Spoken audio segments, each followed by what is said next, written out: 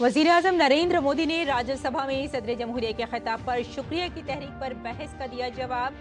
आइन emergency, NEET और मणिपुर समेत कई मसाइल पर अपोजिशन को करारा दिया जवाब।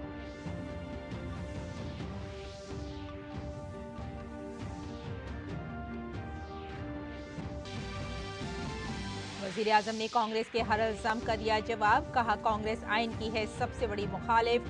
आइन की हिफाजत के लिए मुल्क के शहरी हम पर करते हैं भरोसा।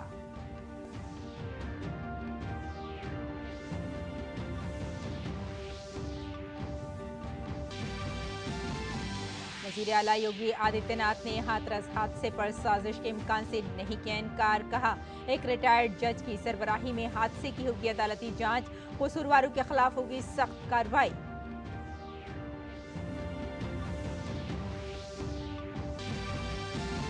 दिल्ली से बेंगलुरु तक बीजेपी युवा मोर्चा ने कांग्रेस लीडर राहुल गांधी के खिलाफ किया एहतजाज। राहुल के हिंदू मुखालिफ बयान पर मुआफी मांगने का किया मुतालबा।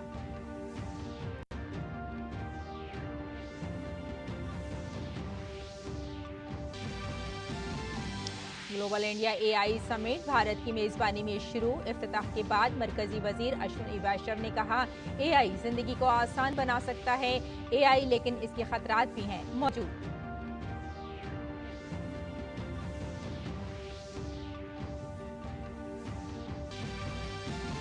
असम में सैलाब से हालात खराब, लाखों लोग मुतासर। गुजरात के भी कुछ हिस्सों में सैलाब जैसी सूरत हाल। मुस्तकबिल में भी शदीद बारिश का अलर्ट।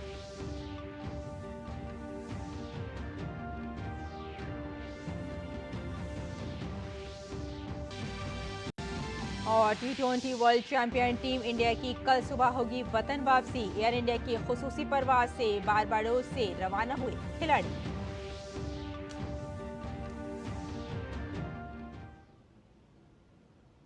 आदाब नाजरीन, खबरनामे में आपका इस्तकबाल है। मैं हूं आपके साथ रेशमा फारूकी। आइए तफसील से अब खबरों पर नजर डालते हैं। वज़ीर आज़म ने राज्यसभा में सदर जमहूरिया के खिताब पर बहस का जवाब दिया। उन्होंने कहा कि मुल्क की अवाम ने उनकी 10 साल की खिदमत की वजह से उन्हें नवाजा है। यही वजह है कि उनकी हुकूमत तारीखी तौर पर दोबारा इख्तिदार में वापस आई। उन्होंने कहा कि मुल्क के अवाम ने प्रोपेगेंडे को मुस्तरद कर दिया है। 10 वर्षों के अखंड एकनिष्ठ अविरत सेवा भाव से किए हुए कार्य को देश की जनता ने जी भरकर के समर्थन दिया है। देश की जनता ने आशीर्वाद दिए हैं। आदरणीय सभापति जी, इस चुनाव में देशवासियों की विवेक बुद्धि पर गर्व होता है, क्योंकि उन्होंने प्रोपेगेंडा को परास्त कर दिया है।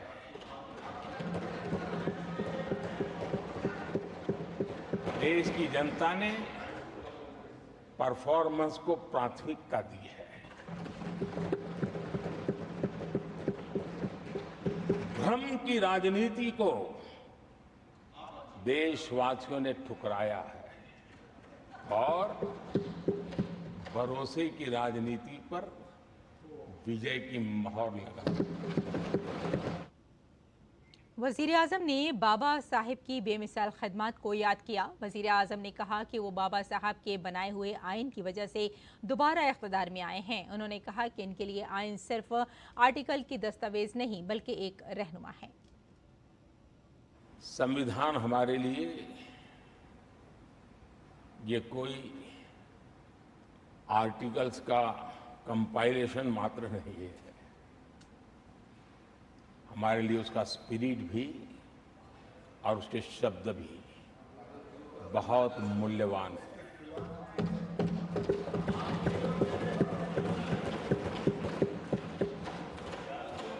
और हमारा मानना है कि किसी भी सरकार के लिए, किसी भी सरकार के नीति निर्धारण में, कार्यकलापों में हमारा संविधान लाइट हाउस का काम करता है, दिशा दर्शक का काम करता है, हमारा मार्गदर्शन करता है। आदरणीय सभापति जी, मुझे याद है मैंने जब लोकसभा में हमारी सरकार की तरफ से कहा गया कि हम 26 नवंबर को संविधान दिवस के रूप में मनाएंगे, तो मैं हैरान हूं जो आज संविधान की प्रत लेकर के कूदते रहते हैं, दुनिया में लहराते रहते हैं, उन लोगों ने विरोध किया था 26 जनवरी तो है, तो संविधान दिवस क्यों लाए। वजीर आजम ने अपनी हुकूमत के गुजरे हुए 10 बरस को एक बड़ी शुरुआत करार दिया। वजीर आजम ने कहा कि मुल्क में अब स्कीमों पर 100% अमल दरामद को यकीनी बनाएगा। बुनियादी सहूलियात हर शहरी तक पहुंचेंगी। आने वाले 5 साल मूल सुविधाओं के सैचुरेशन के, और हम एक सामान्य नागरिक की जो रोजमर्रा की जिंदगी की आवश्यकताएं होती हैं, एक गरिमापूर्ण जीवन जीने के लिए जिन व्यवस्थाओं की, जिन सुविधाओं की, जिस प्रकार के गवर्नेंस की आवश्यकताएं होती हैं, हम इन मूलभूत सुविधाओं के सैचुरेशन का युग के रूप में उसको परिवर्तित करना चाहते हैं। आदरणीय सभापति जी, आने वाले 5 वर्ष गरीबों के खिलाफ निर्णायक लड़ाई के हैं। किसानों को बाइख्तियार बनाने के ताल्लुक से वजीर आजम ने कहा कि गुज़िश्ता 10 बरस में मुनाफा बख्श ज़राअत हुई है। किसानों को सही मायने में बीज से मार्केट तक मजबूती दी गई है, जबकि अपोजिशन की सरकारों ने कर्ज मुआफी के नाम पर किसानों को गुमराह करने की कोशिश की है। कांग्रेस के कार्यकाल में 10 साल में एक बार किसानों की कर्ज माफी की बहुत डोल पीटे गए और एक बढ़ चढ़ करके बातें बता करके किसानों को गुमराह करने का भरसक प्रयास किया गया था।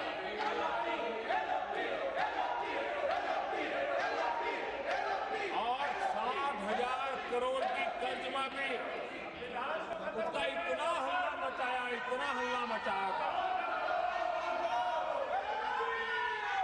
और एक अनुमान था तो उसके लाभार्थी करीब देश के 3 करोड़ किसान थे। सामान्य गरीब छोटे किसान का तो उसमें नामो निशान नहीं था। जिसको सबसे जरूरत थी, इसकी उनकी योजना में कोई परवाह नहीं थी। इस दौरान वजीर आजम ने अपोजिशन की तरफ से राज्यसभा में मुसलसल शोर शराबे पर अफसोस का इजहार किया। अपोजिशन की जानिब से वॉकआउट के हवाले से उन्होंने कहा कि जिनमें सच सुनने की हिम्मत नहीं, वो मैदान छोड़कर भाग जाते हैं।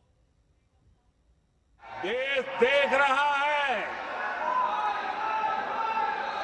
झूठ फैलाने वालों की सत्य सुनने की ताकत भी नहीं होती। जिनका सत्य से मुकाबला करना, इसके लिए जिनके हौसले नहीं है, वो बैठ करके इतनी चर्चा के बाद उन्होंने उठाए हुए सवालों के जवाब भी सुनने की हिम्मत नहीं है। इन्होंने ये अपर हाउस को अपमानित कर रहे हैं। इस अपर हाउस की महान परंपरा को अपमानित कर रहे हैं। वजीर आजम ने कहा कि खवातीन को टेक्नोलॉजी से जोड़कर उन्हें बाइख्तियार बनाया जा रहा है। ड्रोन दीदी इसी सोच का नतीजा है। उन्होंने कहा कि उनकी हुकूमत ने सिर्फ नारे ही नहीं दिए बल्कि खवातीन को बाइख्तियार बनाने के लिए खुलूस नीयत से काम किया है। हम विमेन लेड डेवलपमेंट की बात करते हैं।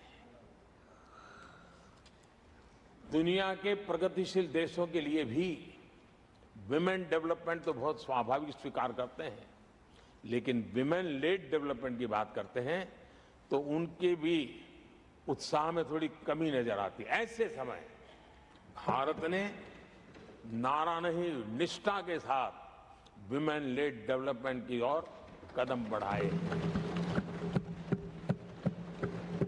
और महिला सशक्तिकरण का लाभ आज दिख रहा है, हर क्षेत्र में दिख रहा है और भारत की विकास यात्रा में वो कंट्रीब्यूट कर रहा है। विमेन हेल्थ, सैनिटेशन, वेलनेस पर हमने 10 वर्षों में एक प्रायोरिटी सेक्टर के लिए आपने काम किया है। टॉयलेट हो, सैनिटरी पैड्स हो, गैस कनेक्शन हो, प्रेगनेंसी के दौरान वैक्सीनेशन की व्यवस्था हो और इसका फायदा हमारे देश की माताओं बहनों को मिला है।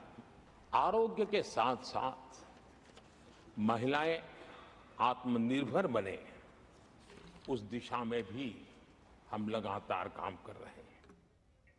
वजीर आजम ने अपोजिशन पर सेलेक्टिव सियासत करने का इल्जाम लगाया। उन्होंने कहा कि मुल्क में खवातीन के साथ जो मजालिम होते हैं या अपोजिशन का सेलेक्टिव रवैया बाइस तशवीश है।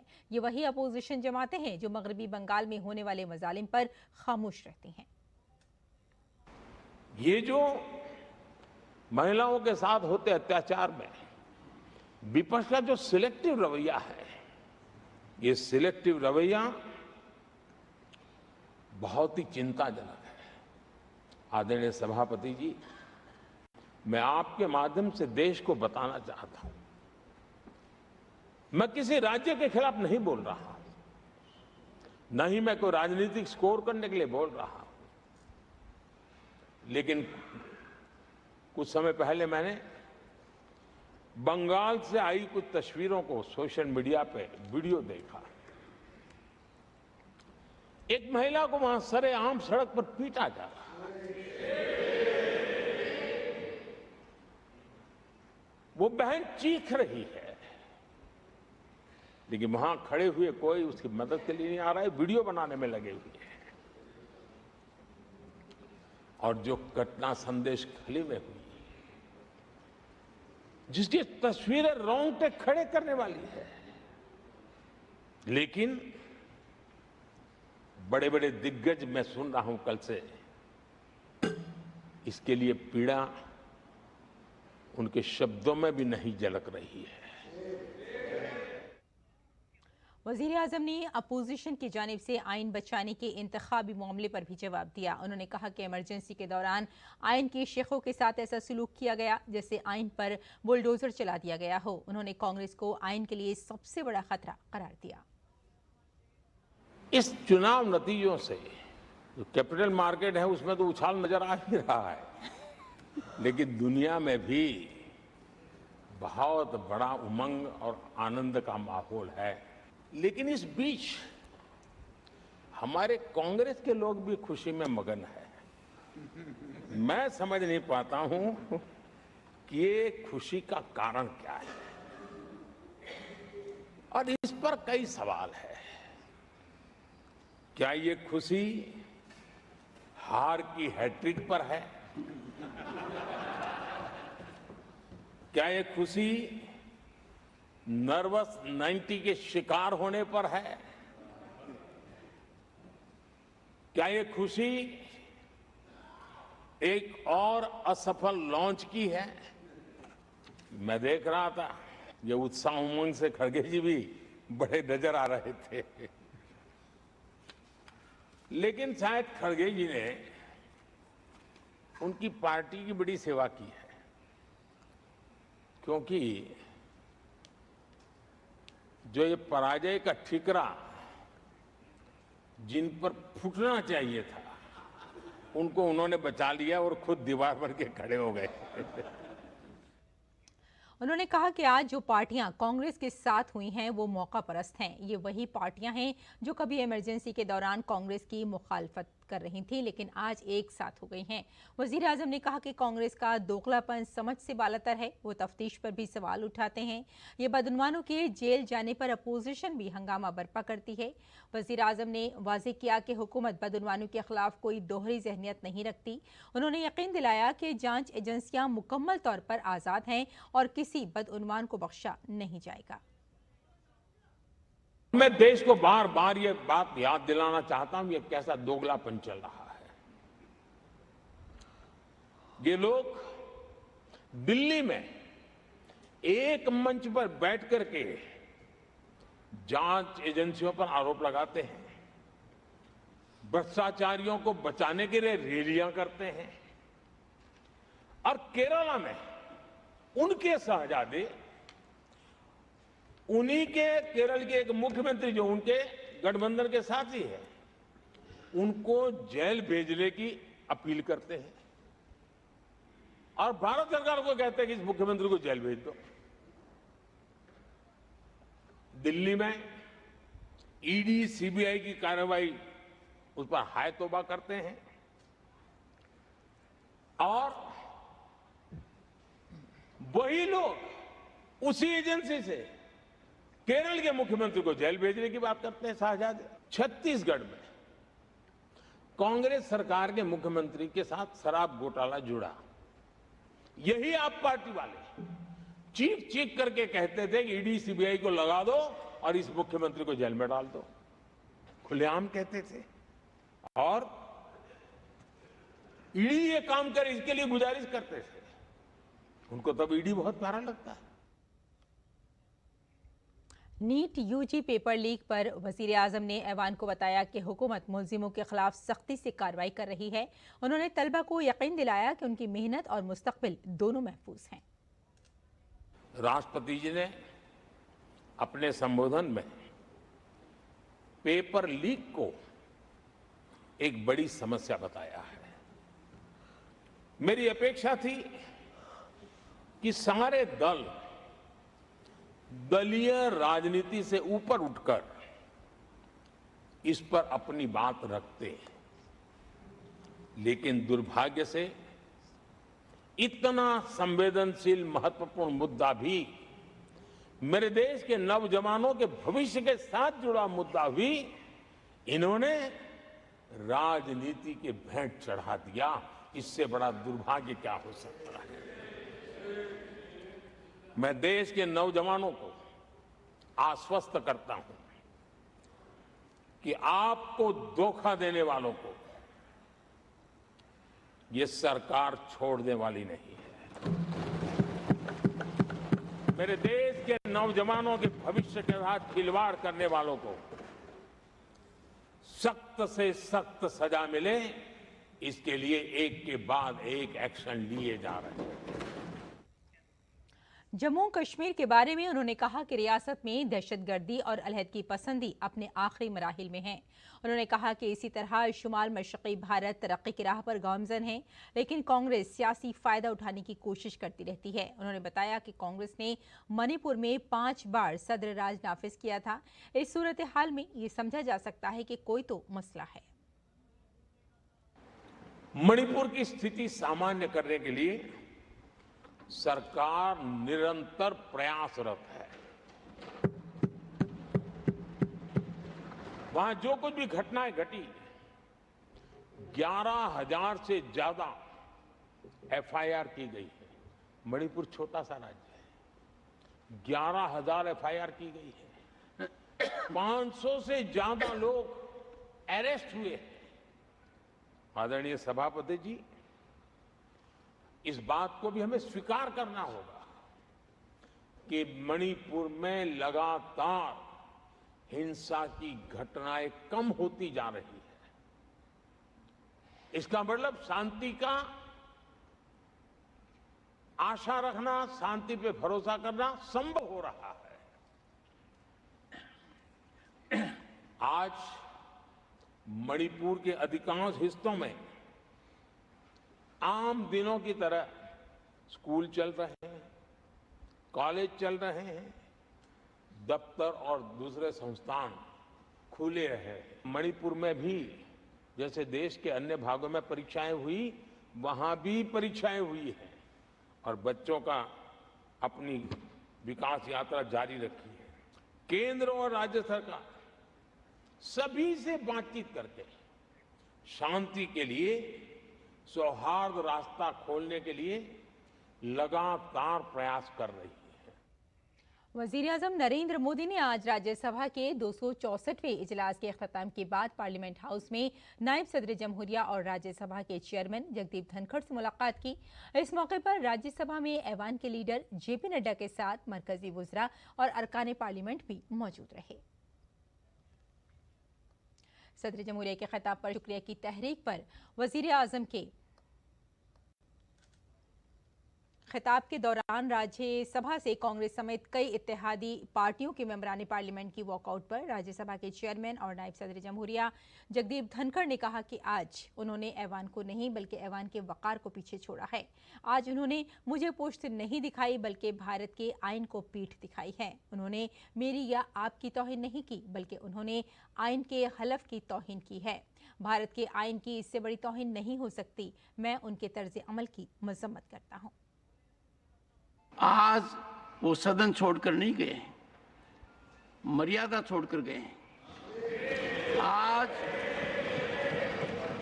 उन्होंने मुझे पीठ नहीं दिखाई है, भारत के संविधान को पीठ दिखाई है। आज उन्होंने मेरा अनादर और आपका अनादर नहीं किया है, उस शपथ का अनादर किया है जो संविधान के तहत ली है। भारत के संविधान की इससे बड़ी अपमानित बात नहीं हो सकती। आगे बढ़ते हैं। वजीर आला योगी आदित्यनाथ ने हाथरस में जाए हादसे पर पहुंचकर सूरत हाल का जायजा लिया। उनके साथ मुकामी रुकन पार्लियामेंट, मेंबर असेंबली, रियासत के चीफ सेक्रेटरी, डीजीपी और दीगर सीनियर अफसरान भी मौजूद थे। उत्तर प्रदेश के वजीर आला योगी आदित्यनाथ ने हाथरस हादसे के जख्मियों की मिजाज पुरसी की। हादसे पर वजीर आला योगी ने प्रेस कॉन्फ्रेंस के जरिए कहा कि एनी शाहिदीन ने बताया कि ये वाकया प्रोग्राम के बाद पेश आया। उन्होंने मजीद कहा कि हमने इस हादसे पर एडीजी आगरा की सरबराही में एक SIT तश्कील दी है जिसने अपनी इब्तिदाई रिपोर्ट दे दी है और मजीद कार्रवाई जारी है। इस वाक़े के तह तक जाना बहुत ज़रूरी है। और global India AI summit Bharat की मेजबानी में शुरू हो गई है। इफ्तिताह के बाद मरकजी वजीर अश्विनी वैष्णव ने कहा कि मसनूई ज़हानत यानी AI जिंदगी को आसान बना सकता है, लेकिन इसके बहुत से खतरात भी मौजूद हैं। आगे बढ़ते हैं। दिल्ली से बेंगलुरु तक बीजेपी युवा मोर्चा ने कांग्रेस लीडर राहुल गांधी के खिलाफ महाजराई की। राहुल के हिंदू मुखालिफ बयान पर मुआफी मांगने का भी मुतालबा किया गया। और आसाम में सैलाब से हालात बदतर हो गए हैं। लाखों लोग मुतासिर हुए हैं। गुजरात के कुछ हिस्सों में सैलाब जैसी सूरत हाल बनी हुई है। मुस्तकबिल में भी जबरदस्त बारिश की वार्निंग जारी की गई है। और T20 आलमी कप जीतने के बाद भारतीय क्रिकेट टीम भारत के लिए रवाना हो चुकी है। BCCI के सदर राजीव शुक्ला ने DD न्यूज से खास बातचीत में ये इत्तला देते हुए कहा कि कल तमाम खिलाड़ी वजीर आजम मोदी से मुलाकात करेंगे। तो नाज़रीन, खबरनामे में फिलहाल इतना ही। इजाजत दें। आदाब।